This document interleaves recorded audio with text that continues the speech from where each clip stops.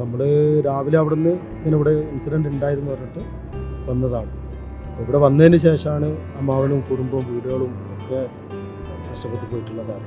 എല്ലാവരും ഇതുപോലെ, എൻ്റെ ഒരു അമ്മായി ആണെങ്കിൽ മറ്റുള്ളവരതും അതുപോലെ തന്നെയല്ല, എല്ലാ ജീവനും വില കൽപ്പിക്കുന്നത് കൊണ്ട് വന്നിട്ട് നമ്മളിവിടെ ചെയ്യേണ്ട കാര്യങ്ങൾ ചെയ്യും. അപ്പോൾ ഞാൻ ചെറുപ്പത്തിൽ പഠിച്ച സ്കൂളാണ്, നമ്മൾ കളിച്ചു വളർന്ന സ്ഥലമാണ്, നമ്മൾ കുളിക്കാൻ വന്നിരുന്ന പുഴയാണ്. എല്ലാം വേദനയായിട്ട് ഒരു മരവിപ്പോട് കൂടിയിട്ട് മാത്രമാണ്, നമുക്കൊന്നും ഉൾക്കൊള്ളാൻ ഇതുവരെ കഴിഞ്ഞിട്ടില്ല. മേപ്പാടി ഉരുൾപൊട്ടലിൽ നിരവധി പേർക്ക് ബന്ധുക്കളെയും ഉറ്റവരെയും ഉടയവരെയും എല്ലാം നഷ്ടപ്പെട്ടിട്ടുണ്ട്. അച്ഛനെ അമ്മയെ നഷ്ടപ്പെട്ടവർ, സഹോദരിയെ നഷ്ടപ്പെട്ടവർ, എല്ലാം നഷ്ടപ്പെട്ടവരുമുണ്ട്. ഇന്നിപ്പോൾ ഈ രക്ഷാപ്രവർത്തനം നടക്കുമ്പോൾ ഇവിടെ JCB ഓപ്പറേറ്ററായി എത്തിയ ഷാജഹാനല്ലേ, ഷിഹാബ്, ആ ഷിഹാബിൻ്റെ അമ്മാവൻ്റെ ഭാര്യയെ കഴിഞ്ഞ ദിവസം ഒഴുക്കിൽപ്പെട്ട് കാണാതായിരിക്കുകയാണ്.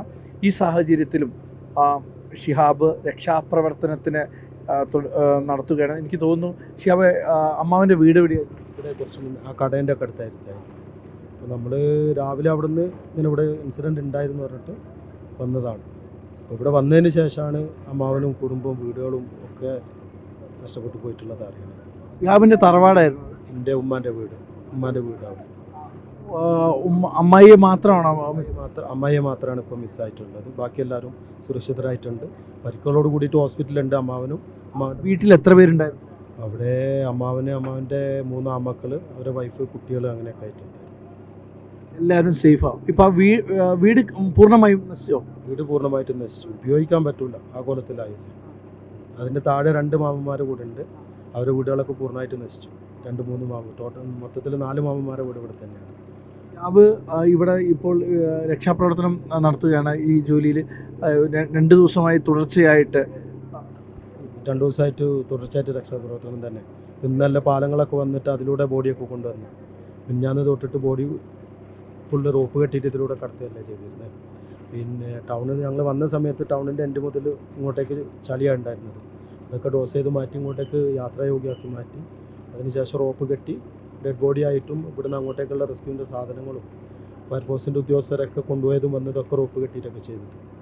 അമ്മായിയെ തിരയാൻ വേണ്ടി ഷിഹാബ് പുറത്തോട്ട് പോയിരുന്നു, അങ്ങോട്ട് താഴേക്കൊക്കെ പോയിരുന്നു. ഇടയ്ക്ക് 1-2 പ്രാവശ്യം ഇവിടെ നിൽക്കുമ്പോൾ നമുക്ക് മനസ്സമാധാനം ഉണ്ടാവില്ലല്ലോ. 2-3 പ്രാവശ്യം പോയി വീടിൻ്റെ ഉള്ളുകളിലും ഒക്കെ പോയിട്ട് ചെയ്തു. പിന്നെ എല്ലാവരും ഇതുപോലെ, എൻ്റെ ഒരു അമ്മായി ആണെങ്കിൽ മറ്റുള്ളവരതും അതുപോലെ തന്നെയല്ല, എല്ലാ ജീവനും വില കൽപ്പിക്കുന്നത് കൊണ്ട് വന്നിട്ട് നമ്മളിവിടെ ചെയ്യേണ്ട കാര്യങ്ങൾ ചെയ്യും. ഈ രക്ഷാപ്രവർത്തനം നടത്തുമ്പോൾ ഒട്ടേറെ മൃതദേഹങ്ങളൊക്കെ കിട്ടിക്കാണും. അതിൽ പ്രതീക്ഷയോടുകൂടെ നമ്മളെ വേണ്ടപ്പെട്ടവരാരെങ്കിലും ജീവനോടെ ഉണ്ടോ എന്നുള്ള തിരച്ചിൽ നടത്തുമ്പോൾ അങ്ങനെ ആരെങ്കിലും ജീവനോടെ രക്ഷിക്കാൻ സാധിച്ചിട്ടുണ്ടോ? അല്ലെങ്കിൽ എങ്ങനെയാണ് ആ ഒരു സമയം എന്ന് പറയാം? സംഭവം എന്ന് പറഞ്ഞാൽ ഒന്നും നമുക്ക് ഉൾക്കൊള്ളാൻ പറ്റില്ല. എല്ലാവരും നേരിട്ടും അല്ലാതെ ഒരുപാട് പരിചയമുള്ള ആൾക്കാരാണ്. ഇപ്പോൾ ഞാൻ ചെറുപ്പത്തിൽ പഠിച്ച സ്കൂളാണ്, ഞങ്ങൾ കളിച്ചു വളർന്ന സ്ഥലമാണ് ഇവിടെ, ഞങ്ങൾ കുളിക്കാൻ വന്നിരുന്ന പുഴയാണ് ഇവിടെ. എല്ലാം വേദനയായിട്ട് ഒരു മരവിപ്പോട് കൂടിയിട്ട് മാത്രമാണ്, നമുക്കൊന്നും ഉൾക്കൊള്ളാൻ ഇതുവരെ കഴിഞ്ഞിട്ടില്ല. ഇങ്ങനെയുള്ളൊരു പ്രദേശം അല്ലെങ്കിൽ ഇങ്ങനെ ആവും, അത്രയും ഭംഗിയുള്ളൊരു ഗ്രാമം ഇങ്ങനെ ആവുന്നുള്ളൊരു പ്രതീക്ഷയില്ല. നമ്മൾ വരുമ്പോഴും അവിടെ നിന്ന് ഇങ്ങോട്ടേക്ക് വരുമ്പോഴും ചുരുൾമലയിൽ ഉരുൾപൊട്ടി എന്ന് പറഞ്ഞ് വരുമ്പോൾ ഇത്ര ഒരു ഭീകരാന്തരീക്ഷം ഒരിക്കലും പ്രതീക്ഷിക്കുന്നില്ല. ചെറുതായുള്ള എന്തെങ്കിലും ആയിരിക്കാം, നമുക്ക് പോയിട്ട് നമ്മളായിട്ട് ചെയ്യാൻ പറ്റുന്നത് ചെയ്യാമെന്ന് പറഞ്ഞിട്ടാണ് ഞാനും അഭിലാഷും കൂടെ രാവിലെ വരുന്നത്, പുലർച്ചയ്ക്ക് വരുന്നത്. അപ്പോൾ ഇവിടെ വന്ന് നോക്കുമ്പോൾ നമ്മൾ ഊഹിച്ചതിൽ കൂടുതൽ ഭീകരതയാണ് ഇവിടെ. എല്ലാവർക്കും ഉണ്ട് ഓരോരോ ദുഃഖങ്ങൾ. അത്തരമുള്ള ദുഃഖങ്ങളെല്ലാം നൽകിക്കൊണ്ടാണ് ഈ ഉരുൾപൊട്ടൽ ഇപ്പോൾ ഇവിടെ സംഭവിച്ചിരിക്കുന്നത്. എന്നിട്ടും സ്വന്തം അമ്മായി ആണ് മിസ്സായിരിക്കുന്നത്. അമ്മായിയെ കാണാതായിട്ട് പോലും ഓരോരോ തിരച്ചിൽ നടത്തുമ്പോഴും തൻ്റെ അമ്മായി ഉണ്ടാകണമേ എന്ന് ഷിഹാബും ഒരു നേരം പ്രാർത്ഥിച്ചിരുന്നു. എന്നിട്ടും ഷിഹാബ് ഇപ്പോൾ കഴിഞ്ഞ 2 ദിവസമായി തുടർച്ചയായി ഉറക്കമില്ലാതെ രക്ഷാപ്രവർത്തനത്തിലിറങ്ങും. ഷിഹാബ് പറഞ്ഞത് കേട്ടല്ലോ, എല്ലാവരും നമ്മളുടേത് തന്നെയാണ്, എല്ലാവർക്കും ഓരോരുത്തരും അവരുടെ മാതാവാണ്, സഹോദരിയാണ്, അങ്ങനെയെല്ലാം എല്ലാവരും നമ്മളുടെ ഒരു സഹോദരൻ എന്ന നിലയിലാണ് ഷിഹാബും ഈ രക്ഷാപ്രവർത്തനത്തിന് ഒപ്പമുണ്ടായിരുന്നത്. ഈ നാളെയും രക്ഷാപ്രവർത്തനത്തിന് തന്നെ ഷിഹാബ് ഇറങ്ങുകയാണ്.